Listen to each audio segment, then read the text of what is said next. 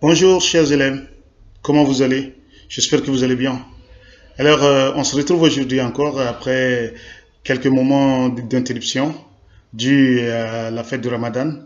J'espère que vous avez passé une très bonne fête du Ramadan et bonne fête à vous, bonne fête à vos parents. Aujourd'hui, nous verrons deux leçons, une leçon de grammaire et une leçon de lexique et expression. En grammaire, nous verrons les adverbes. D'abord, on va commencer avec le rôle des adverbes. C'est comprendre que les adverbes peuvent relier des phrases simples, d'abord, ensuite, puis, alors, enfin, finalement, premièrement, deuxièmement. Savoir aussi que l'on peut préciser ou compléter le sens des mots d'une phrase avec des adverbes. Les adverbes servent à préciser le sens des verbes, des adjectifs qualificatifs ou même des adverbes. Ils servent à relier des phrases entre elles en situant les différentes actions dans le temps. Rappelez-vous que les adverbes sont invariables. Suivez cet élément de canopée.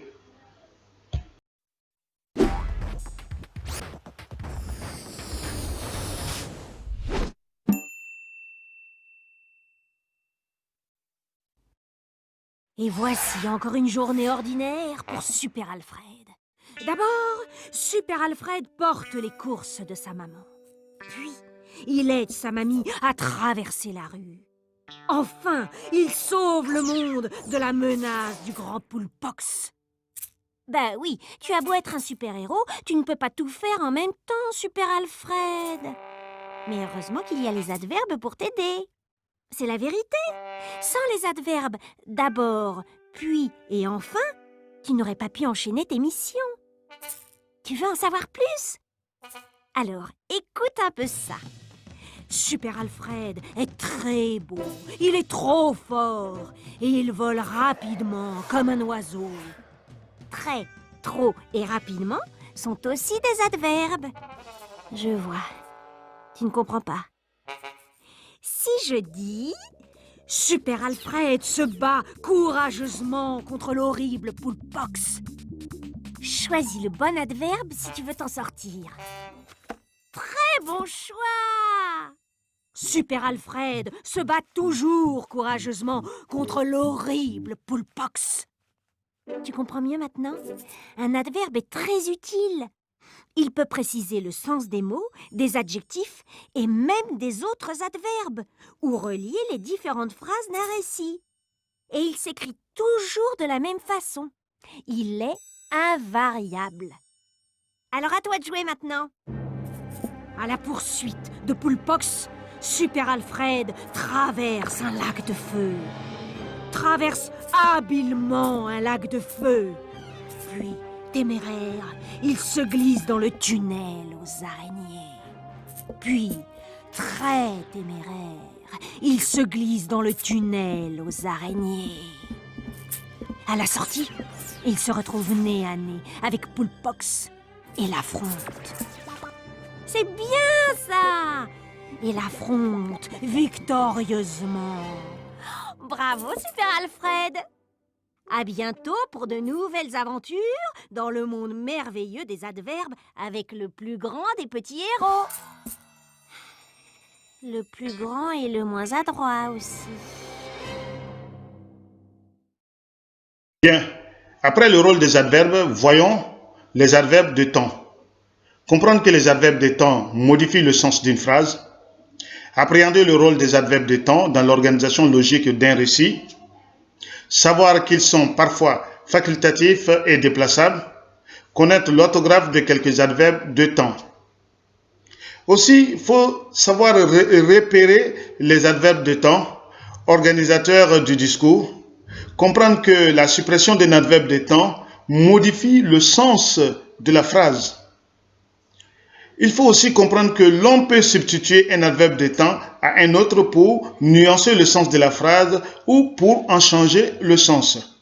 Regardez cet élément de canopée et nous y reviendrons.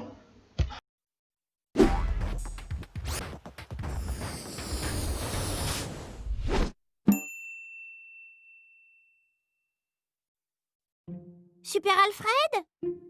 Super Alfred? Ouh! Où te caches-tu? Ah, te voilà! Eh bien, qu'est-ce que tu faisais? Je t'attendais, moi. Ah, d'accord. Tu as accompagné ta mamie au square. Oh là là! Voilà le grand poulebox. Il va voler tous les bonbons. Hé! Mais stop! Je suis désolée, Super Alfred, mais je n'arrive plus à te suivre. Allez, un petit effort. Reprends ton histoire, mais sans tout mélanger, s'il te plaît. Ah, d'accord. Aujourd'hui, Super Alfred accompagne sa mamie au square. Entre-temps, le poulpox veut engloutir tous les bonbons du confiseur. Mince alors! Aussitôt, Super Alfred arrive à la rescousse. Quel suspense! Puis, il réexpédie Poulpox sur sa planète. Bravo, Super Alfred, bien joué. Tu vois, Super Alfred, ces mots nous ont bien aidés à comprendre dans quel ordre se sont passées toutes tes actions. Mais oui, ce sont des adverbes de temps. Et comme tous les adverbes, ils sont invariables. Ils s'écrivent toujours de la même façon. Et je peux les déplacer dans la phrase. Par exemple, Super Alfred bat souvent Poulpox aux cartes. Ou bien, souvent, Super Alfred bat Poulpox aux cartes. Ou tout simplement, Super Alfred bat Poulpox aux cartes. Si je fais disparaître souvent, la phrase est toujours correcte. Mais on ne sait pas alors que vous avez joué plusieurs fois aux cartes. Je peux même remplacer souvent par un autre adverbe. Par exemple, Super Alfred bat toujours Poulpox aux cartes. Oh, attends, Poulpox, ce n'est qu'un jeu. Je vais arranger ça. Parfois, Poulpox bat Super Alfred aux cartes. Oh, ne fais pas ta mauvaise tête, Super Alfred. Tu peux bien le laisser gagner. Quelquefois. Oui, Super Alfred, c'est aussi un adverbe de temps. Vous comprenez que certains mots permettent d'organiser logiquement le discours dans le temps, la succession des actions. Continuons toujours avec les adverbes en voyant les adverbes de lieu. Avec les adverbes de lieu, c'est pour montrer que les adverbes ou locutions adverbiales de lieu jouent le même rôle que des groupes nominaux, compléments circonstanciels de lieu. Connaître les différents adverbes de lieu ainsi que leur orthographe. Et faire comprendre qu'un adverbe ou une locution adverbiale de lieu peut se substituer à un complément circonstanciel de lieu. Comprendre qu'un adverbe ou une locution adverbiale de lieu précise le sens d'un verbe. Suivez ce dernier élément de Canopée.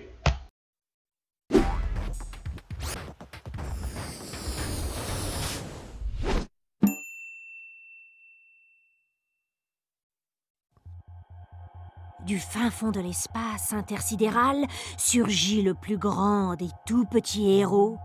J'ai nommé Super Alfred. À la poursuite de son pire ennemi, l'horrible Poulpox, il file à la vitesse de la lumière en direction de la planète Polpixonium. Je veux dire la planète Polpoxinium. Ah non, c'est pas ça non plus. Pilpoxa, Polpou, Palpo. Oh, et puis zut. À la vitesse de la lumière, Super Alfred file là-bas si vous préférez. Je suis désolée, Poulpox, mais c'est un peu trop compliqué le nom de ta planète. Tu ferais mieux d'habiter sur Mars ou Jupiter. Je continue. Arrivé sur la planète, il cherche Poulpox partout. Au-dessus, au-dessous, derrière, devant. Et quand il le trouve, d'une pichenette, Super Alfred envoie Poulpox à 1000 millions de billiards, de billions, de milliards de ballons. Oui, bon, enfin bref, Super Alfred envoie Poulpox au loin.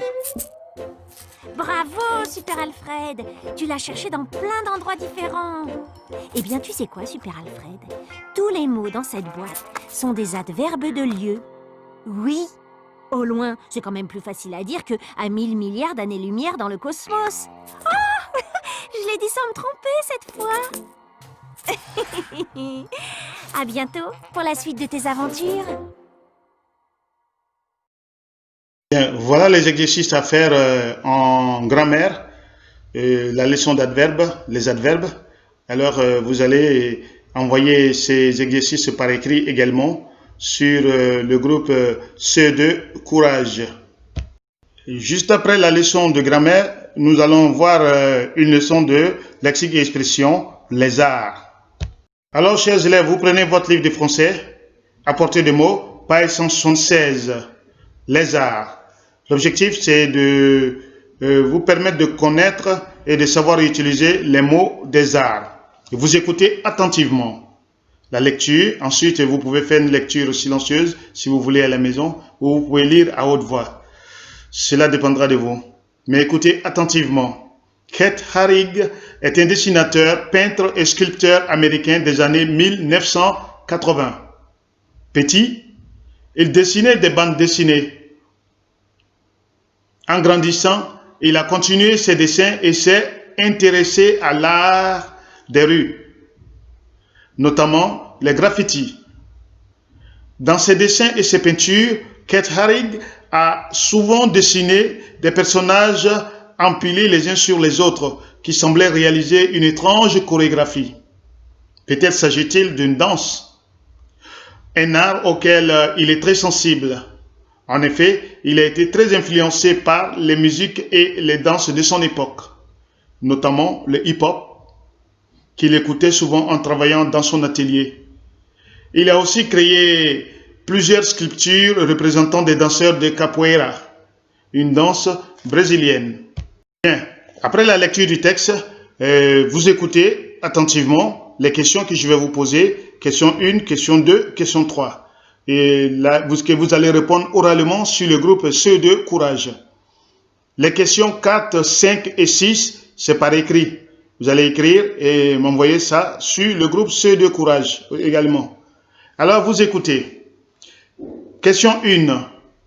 Que désignent les mots en rouge? Vous avez les mots en rouge qui sont peinture, danse, musique, sculpture. Que désignent les mots en rouge? B. Qu'est-ce que le hip-hop? Qu'est-ce que le hip-hop? C. Qu'est-ce que la capoeira? C. Qu'est-ce que la capoeira? Question 2. Définis avec tes propres mots le mot en bleu. Graffiti. Donne une explication, si tu connais, avec tes propres mots. Définis avec tes propres mots le mot en bleu. Il s'agit de graffiti. B. Où trouve-t-on généralement ce type de dessin? Où trouve-t-on généralement ce type de dessin? Question 3. Dans quel endroit cet artiste travaillait-il? Dans quel endroit cet artiste travaillait-il? Bien, après la question 1, question 2, question 3, question numéro 1, numéro 2, numéro 3, que vous allez répondre oralement sur le groupe CE2 Courage, vous avez la question numéro 4, numéro 5, numéro 6, numéro 4, page 176, numéro 5 et numéro 6, page 177. Vous allez répondre par écrit sur le groupe CE2 Courage. Bien, on va écouter le résumé de la leçon.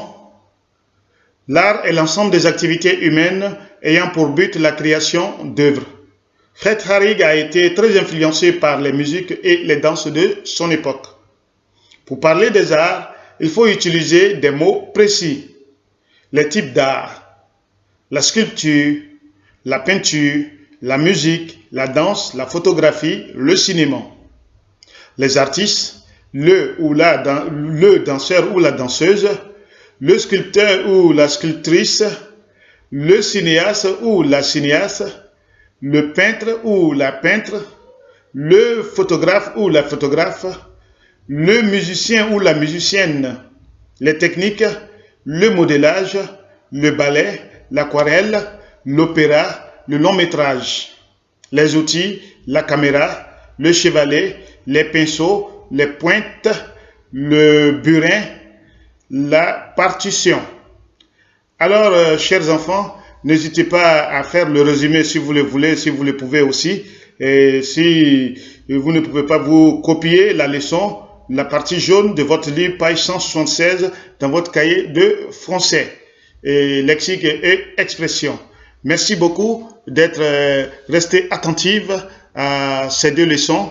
Grammaire, nous avons vu les adverbes, et en lexique et expression, nous avons parlé de l'art. Comment l'utiliser en lexique et expression, les mots, les noms de l'art.